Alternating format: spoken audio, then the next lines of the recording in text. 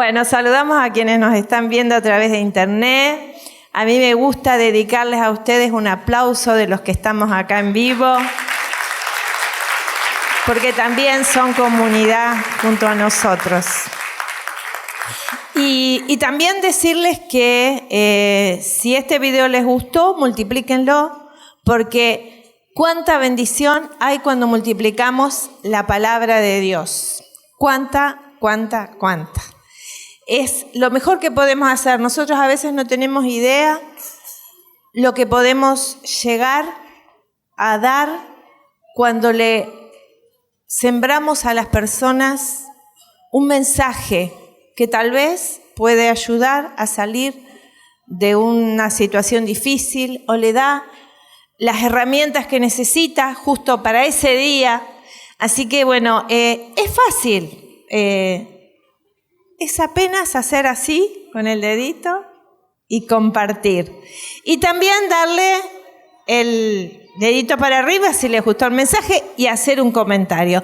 Todas estas cosas les digo porque los que estamos acá necesitamos multiplicar. Saben que cuando yo doy, ¿qué pasa? Recibo. Cuando yo doy palabra de Dios, mi corazón crece. La sabiduría de Dios crece, porque yo estoy sembrando. Así como cuando siembro las ofrendas, también recibo. Si yo siembro semillas de manzana, ¿qué voy a cosechar? Manzana. Si yo siembro dinero en el reino de Dios, ¿qué voy a cosechar?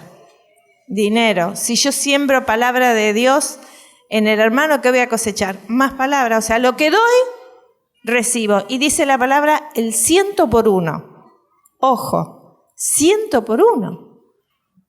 Yo sé que ustedes van a salir de acá todos y ustedes que nos están viendo y van a empezar a compartir estos videos y este mensaje. Amén. Hace algunos años, en 1994, en London, Ontario, en Canadá, nacía de una madre soltera en condiciones económicas muy difíciles, un varón que desde pequeño mostró un talento musical natural. Tocaba batería, piano, guitarra y cantaba. Su mamá comenzó a subir videos suyos, es lo que estábamos haciendo acá. La mamá empezó a multiplicar y sus videos los empezó a subir a YouTube, donde fue descubierto y por una persona que no sé si no tengo muy buen inglés, mejor dicho, no tengo nada de inglés, por Scooter Braun, quien se convirtió en su manager. A los 15 años firmó contrato con Island Records y lanzó su primer sencillo, One Time, seguido por su álbum y debut, My World, en 2009, que fue todo un éxito. Su canción Baby lo catapultó a la fama global. A los 16 años ya era un ídolo adolescente con millones de fans y giras mundiales. Estoy hablando de Justin Bieber, que tampoco sé si se pronuncia así, pero me entendieron. Aunque pueda parecer sorprendente, la historia de él tiene que ver con lo que vamos a hablar esta noche. Él fue marcado por un pasado de dolor. En su juventud, Justin atravesó momentos de adicción, escándalos públicos y una profunda crisis de identidad. Pero luego se encontró con Jesús. Y dice él que él hoy se siente que ha nacido nuevamente, que ha sido rescatado por Jesús y hoy habla abiertamente de su fe y de la importancia del perdón y de cómo Dios nos transforma. Bueno, les decía que tiene que ver con lo que vamos a hablar, porque hoy vamos a hablar de la orfandad. ¿Qué es la orfandad? ¿Qué es un huérfano? ¿Qué es un huérfano? Una persona que o se murió su mamá o su papá y que quedó sin la paternidad o sin la maternidad tan necesaria para tener una vida estable, sana y feliz. Pero muchas veces la orfandad la padecemos aún teniendo con vida biológica nuestro papá o nuestra mamá, pero no con vida real, presente, que cumpla con los roles que tiene una mamá y un papá. Y a veces andamos huérfanos por la vida y vivimos este estado de orfandad aún cuando somos papás, cuando somos mamás, seguimos siendo huérfanos.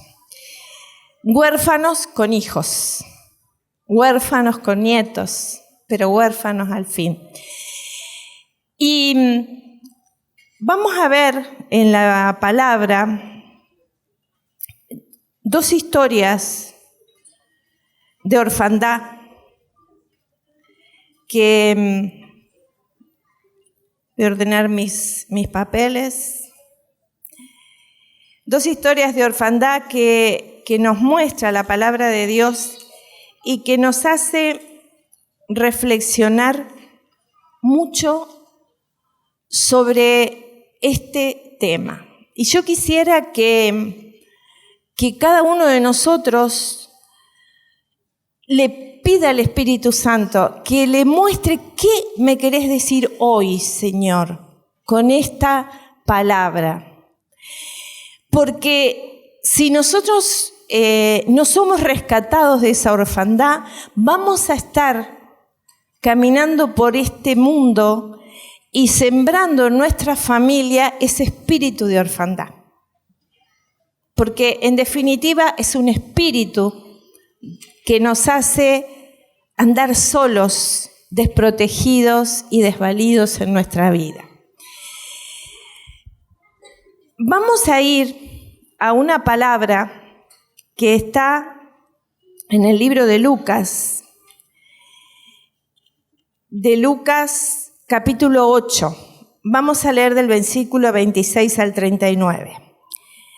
Y a mí me gusta meterme en las historias de la palabra, porque algunos dicen, yo no le entiendo la palabra, no le entiendo. ¿A cuántos les ha pasado eso de leer cosas en la palabra de Dios y no entenderla? ¿Les ha pasado? Sí, claro que nos ha pasado, porque la palabra de Dios, la Biblia, no la entendemos intelectualmente. Se nos tiene que ser revelada por el Espíritu Santo. No es un libro para los inteligentes, no, es un libro para todos. Y el que nos revela las verdades que están ahí es el Espíritu Santo. Así que le vamos a pedir al Espíritu Santo que nos dé entendimiento, que nos dé revelación, que abra nuestra mente para podernos meter en estos pasajes. Y otra cosa, nosotros tenemos que ver lo que estamos leyendo. ¿Con qué lo vemos? Con la imaginación. Si yo a ustedes les digo, acá hay, no sé, a ver, un gato verde. ¿Qué se imaginaron ustedes? Un gato verde, ¿o no? ¿Y qué pasó ahí? ¿Qué usaron ustedes? La imaginación. ¿Y yo qué usé? Una palabra. 2 palabras. Gato verde. Y ustedes pensaron inmediatamente en un... Eso es lo que nos pasa, porque nosotros tenemos que usar todo lo que Dios nos ha dado. Alguno dice, sí, yo me lo imaginé. Y sí, pero ¿cómo empieza el miedo? Con una imaginación. ¿Cómo empieza un milagro? Con una imaginación.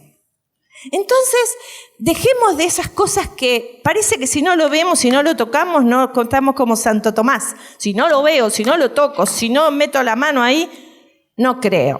Y no es así, eso es una mentira del enemigo, porque nosotros vamos recibiendo las cosas por fe.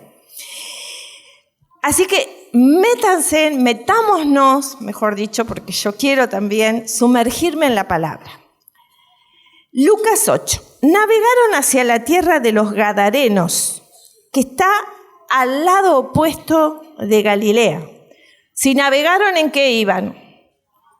En una barca. ¿Y sobre qué material? Sobre agua, ¿verdad?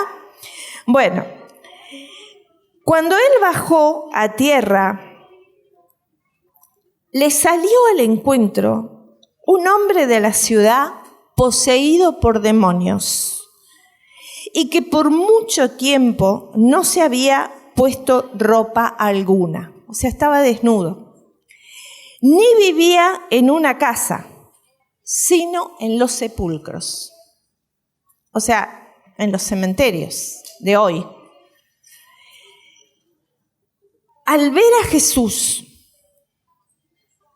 gritó y cayó delante de él y dijo en alta voz: ¿qué tengo yo que ver contigo, Jesús, Hijo del Dios Altísimo? Te ruego que no me atormentes. Porque él, o sea, Jesús, mandaba al espíritu inmundo que saliera del hombre, pues muchas veces se había apoderado de él y estaba atado con cadenas y grillos y bajo guardia. A pesar de todo esto, rompía las ataduras y era impelido por el demonio de los desiertos. Y le rogaban que no les ordenaran irse al abismo. Y había allí una piara de muchos cerdos paciendo allí en el monte. Y los demonios le rogaron que les permitiera entrar en los cerdos. Y él les dio permiso. Los demonios entraron en los cerdos, salieron del hombre y entraron en los cerdos, y la piara se precipitó por el despeñadero al lago. ¿Se imaginan esta escena? ¿Cuántos cerdos corriendo y tirándose desde ese precipicio al agua? ¿Se imaginan la gente del lugar? Que los cerdos eran el sustento económico. Gadara era una ciudad muy idólatra. Y dicen algunos que muchos de estos cerdos los usaban para hacer sacrificios a los dioses paganos, a los Baales. También los usarían para comer. Pero dice que los hombres que cuidaban los cerdos vieron lo que había sucedido y huyeron, salieron despavoridos. Yo me imagino lo que debe haber sido eso. Y contaron en la ciudad y por los campos lo que había sucedido. Salió entonces la gente a ver qué había sucedido y vinieron a Jesús y encontraron al hombre de quien habían salido los demonios sentado a los pies de Jesús, vestido y en su cabal juicio, y se llenaron de temor. Y los que lo habían visto les contaron cómo el que estaba endemoniado había sido sanado. Entonces toda la gente de la región alrededor de los Gadarenos les pidió a Jesús que se alejara de ellos, porque estaban poseídos por un gran temor. Y entrando a una barca regresó. Pero el hombre del que habían salido los demonios le rogaba que le permitiera que lo acompañara. Mas él lo despidió diciendo: vuelve a tu casa y cuenta cuán grandes cosas Dios ha hecho por ti. Y él se fue, proclamando por toda la ciudad cuán grandes cosas Jesús había hecho por él. Palabra de Dios. Y en el libro de Marcos dice algo que me llamó la atención y que hoy lo vemos mucho en la actualidad. Dice que este hombre, el gadareno, el que estaba endemoniado, andaba entre los sepulcros y en los montes, dando gritos e hiriéndose con piedras. ¿Vieron cuántos jóvenes se lastiman, se hacen incisiones en la piel? A veces también con los tatuajes, ¿no? Pero en realidad a veces para lastimarse, para herirse. Y dice que el gadareno, después de haber tenido este encuentro profundo con Jesús, recorrió, sanó en su familia, fue a su familia, se sanó en su familia, y después él se transformó en un gran predicador, en un gran evangelizador en todas las ciudades de los alrededores de Gadara. Ahora, lo que quisiera que nosotros comprendiéramos, que hay varios evangelios en que Jesús sana, Jesús libera, porque alguien viene y le pide.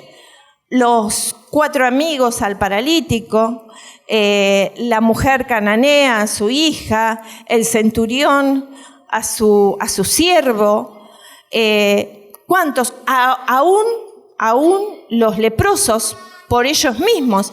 Pero en este caso, ¿quién pide por él? ¿Quién pide por el gadareno? Nadie. Pero Jesús lo vio. Y tal vez esto es, yo diría, la base de este mensaje. Jesús te ve. Jesús te ve, hermano. Tal vez vos no sabés pedirle, tal vez no sabés en realidad qué te pasa. No sabés cómo llegaste a ese lugar, como estaba el gadareno. Imagínense, en él estaba despojado de todo. Despojado de familia, despojado de bienes, despojado de salud y despojado de su mente. No sé en qué momento fue perdiendo cosas. ¿Qué fue lo que sucedió en su orfandad? ¿Qué le pasó? Pero seguramente tuvo problemas en su familia desde que era chiquito. Tal vez fue abusado, tal vez fue violado, tal vez fue avergonzado, tal vez fue golpeado, tal vez fue despreciado. ¿Cuántas cosas? O tal vez todas esas cosas juntas. Pero Jesús sabía todo lo que le estaba pasando. Jesús venía de sanar multitudes, de multiplicar panes. Parecía que estaba muy ocupado. Y le dice a sus discípulos: vayamos a la otra orilla. Ese lugar, Gadara, no era una ciudad donde había templos, donde había gente de fe. No. Al contrario, era un lugar de idolatría, de baales, de maldad. Pero Jesús fue ahí. Jesús fue por él. ¿Quién daba algo por este hombre? Más bien le tenían miedo, más bien se corrían, más bien si él estaba ahí, la gente pasaba a varios kilómetros lejos. Era despreciado, primero por él mismo. Imagínense lo que este hombre vivió. A veces cuando vemos a un indigente o a alguien que anda medio perdido, yo no sé si ustedes se preguntan, yo me pregunto, ¿qué le habrá pasado? ¿Cuál será la historia de este hombre? o de esta mujer? ¿Qué lo habrá llevado a ese estado? Y qué bueno saber que Jesús lo estaba viendo. Ni él mismo estaba orando por su milagro, pero ahí llegó el milagro. Ahí llegó el amor y esta belleza que Jesús nos transmite, que Él nos tiene en cuenta. Soy hijo de Dios. Soy hijo de Dios. No soy un huérfano. Soy un hijo de Dios. Quisiera que no te lo olvides esto. Porque Jesús hizo tantas cosas. Dios ha hecho tantas cosas por vos. Y el enemigo está encargado de acusarte todo el tiempo. De acusarte. Vos sos esto, vos sos aquello, vos no hiciste esto, vos no hiciste aquello. Y vos sos culpable, y vos sos culpable. Y te condena, y te condena, y te condena, y te condena. Pero Jesús no te condena.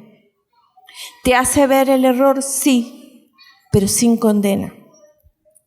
Y necesitamos discernir este tema espiritual también, porque si leemos un poquito más arriba de Lucas, vamos a ver que antes de ir Jesús a Gadara, hay una tormenta. Cuando ellos cruzan el mar para ir hasta Gadara, hay una tormenta que se desata y Jesús duerme. Y los discípulos tienen miedo, porque muchas veces vos comenzás a venir, por ejemplo, empezás a venir a la comunidad al tercer día, empezás a tener un encuentro con Jesús y parece que todo está peor que antes, porque se está desatando la tormenta. Jesús tiene un gran propósito para tu vida y el enemigo lo sabe. Entonces te quiere sacar.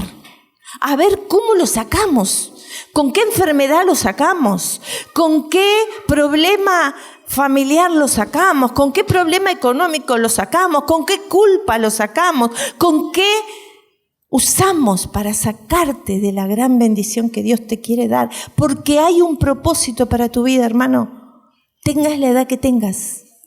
Sí, pero yo ya tengo 80.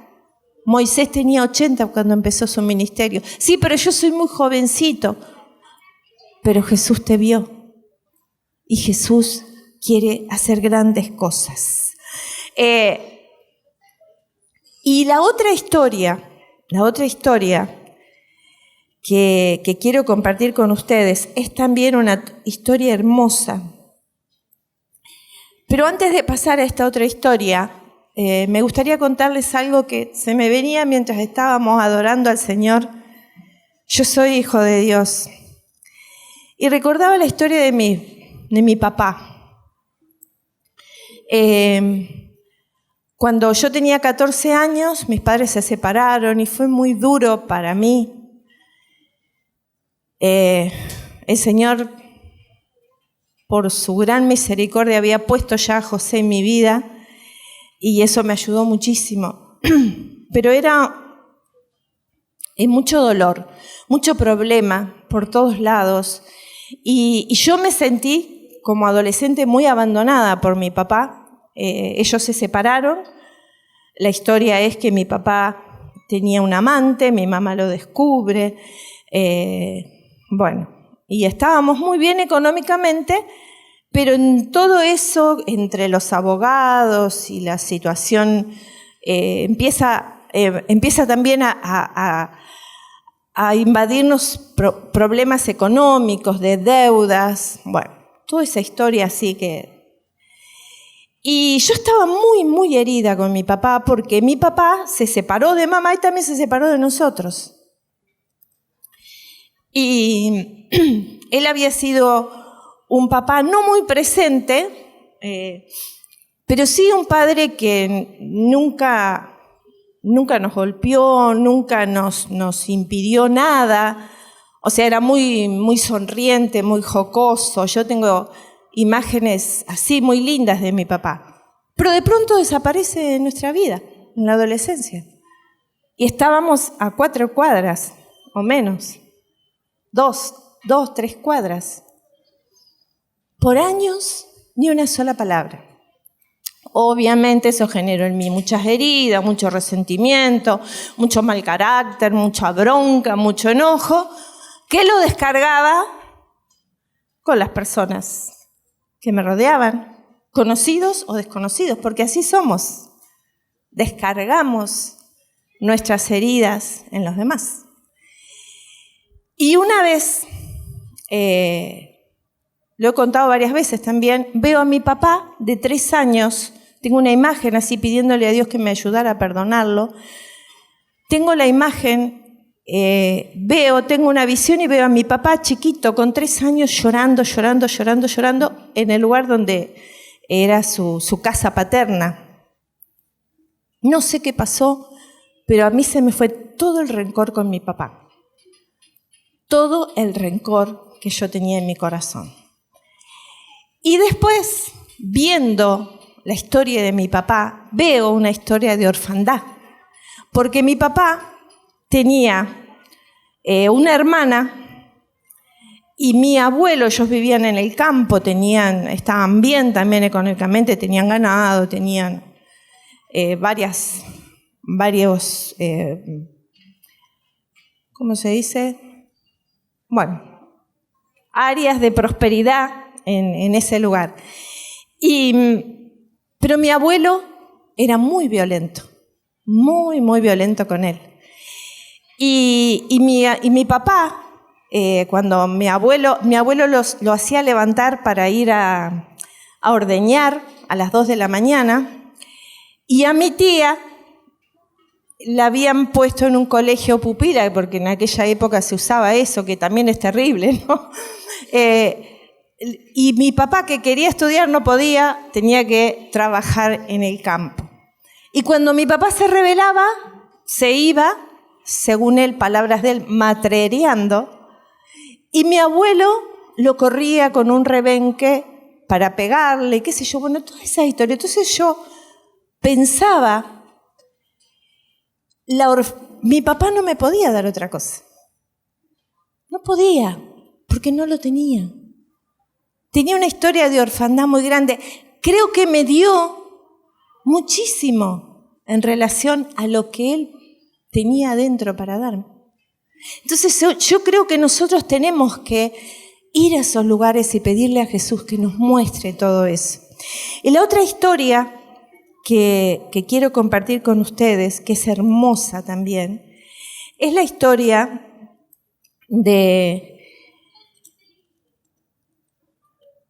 un hijo de rey que cuando tenía 4 o 5 añitos mataron a su abuelo, mataron a su papá, y en aquella época cuando mataban a un rey también mataban a todos sus hijos para que no quedara descendencia. La historia es que cuando la nodriza de este niñito salió con él para salvarle la vida, corriendo, desesperada, huyendo, el niño se cayó y quedó lisiado de los 2 pies. Esta es la historia que está en 2 de Samuel, capítulo 9, y dice, David preguntó, ¿queda alguien sobreviviente de la casa de Saúl a quien yo pueda darle una prueba de lealtad? Porque David era amigo de Jonatán y le había prometido cuidar a su descendencia. Pero lo que sucedió es que no sabía David que había algún descendiente. Y ahí apareció Sibá, que le responde, sí, hay un descendiente de la casa de Saúl. Y Sibá respondió al rey, queda un hijo de Jonatán que es lisiado de ambos pies. Fíjense cómo lo conocían, el lisiado de ambos pies. Hasta acá no dan el nombre. ¿Dónde está?, le dijo el rey. Sibá le respondió: está en la casa de Maquir, hijo de Amiel, en Lodabar. El rey David mandó a buscarlo. Cuando Meribal, en otras Biblias dice Mefiboset o Medifoset, algo así, ahora lo voy a buscar. Se presentó ante David, cayó con el rostro en tierra y se postró y le dijo: aquí estoy para servirte, respondió él. Luego David añadió: no tengas miedo, quiero darte una prueba de fidelidad por amor a tu padre Jonatán.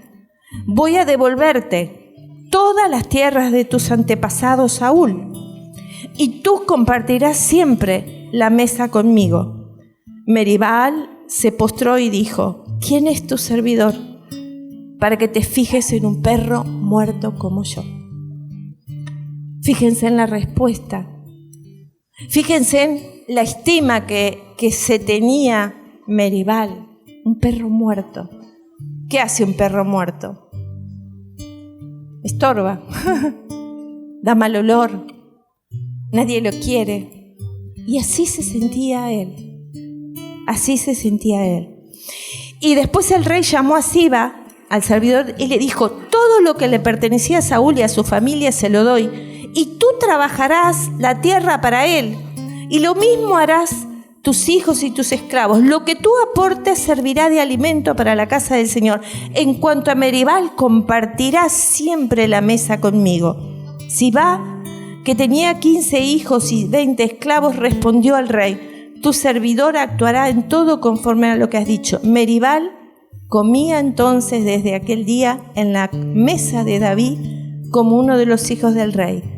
Él tenía un hijo pequeño llamado Mica. Todos los que vivían en la casa de Sibá estaban al servicio de Meribal. Y este habitaba en Jerusalén porque compartía siempre la mesa del rey. Despreciado, abandonado y olvidado, de pronto Meribal es puesto con todos los bienes, con tierras, con gente para que trabaje para él, y él sentado a la mesa del rey. Estar sentado a la mesa del rey significa estar en el mejor lugar, en el mejor lugar. Y eso es lo que el Señor hizo. ¿Quién le pidió algo para Meribal? Igual que la historia del Gadareno. Nadie pidió por él, pero el Señor lo tenía presente. Y esto es lo que pasa contigo también. El Señor te tiene presente. Tal vez fuiste abandonado por tus padres, despreciado. Tal vez tu papá no estaba, tu mamá no estaba, o a veces estaban pero no podían darte más por situaciones económicas, por situaciones de tantas cosas, de enfermedad. Pero ahí estaba el Señor para restaurar la vida del Gadareno y de Meribal. Y yo quiero que ahora nosotros entendamos que tal vez hay una orfandad en nuestra vida. Hay cosas que no pudimos vivir cuando chiquitos, cuando adolescentes, porque caímos en este estado de orfandad. Pero Jesús viene a rescatarte. El Rey quiere que estés en su mesa. Aunque haya sido abandonado en la adolescencia, como me pasó a mí, por su papá. Pero mi papá del cielo, mi papá me tenía en cuenta y me vino a rescatar de tanto resentimiento, de tanta amargura y de tanta soledad, porque la vivimos eso. El Señor te ama. Estás aquí escuchando esto y vos también ahí.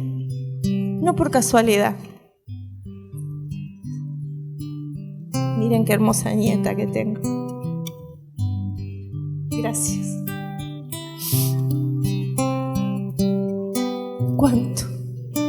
¿Cuánto nos da Jesús? ¿Cuánto?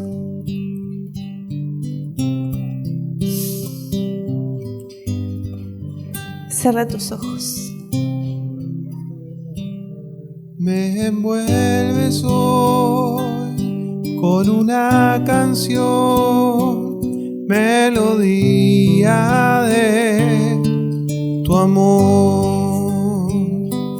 Cantas libertad en mi adversidad hasta que huya el temor. Ya no soy esclavo del temor, yo soy hijo de Dios. Ya no soy esclavo del temor, yo soy hijo de Dios. Y el Señor viene a liberarte y a restaurarte. Tal vez sos de Gadara, y Gadara representa un lugar de transformación, un lugar de choque de dos realidades, la de las tinieblas y la de la luz. Tal vez has estado en tumbas, aislado, encadenado, pero ahí llega Jesús, hermano, hermana, a liberarte. Él te quiere devolver tu dignidad, tu mente clara. Quiere devolverte tu lugar en la comunidad, en la sociedad. Pero también están los que rechazan el milagro, como los habitantes de Gadara, porque tenían miedo al cambio espiritual. No tengas miedo, hermano, como esos gadarenos. Jesús libera a este hombre y le dice que no lo siga a él, sino que regrese a su familia y cuente lo que Dios ha hecho por él. El Señor quiere que toda tu familia sea restaurada, porque Jesús ve no solo tu vida, ve la de tus hijos, la de tus nietos. Y sé que hay grandes y maravillosas cosas. Todos cargamos cadenas invisibles. Como el gadareno, pueden ser miedos, heridas pasadas, relaciones tóxicas, pensamientos autodestructivos, vicios. Tal vez como aquel hombre vivís en una tumba. Tal vez estés acostumbrado al dolor y lo terminamos normalizando. Pero el mensaje de Gadara es: la libertad es posible. Aunque todo parezca perdido, la libertad es posible. Y desde Lodabar, ese lugar del olvido, hay dos cosas en esta historia que nos muestra el Señor. Ninguno de los dos se quedó en el lugar donde estaba. Necesitas moverte, hermano. Necesitas moverte del lugar. Y yo te invito a que te pongas de pie, que cierres tus ojos y te muevas del lugar donde estás.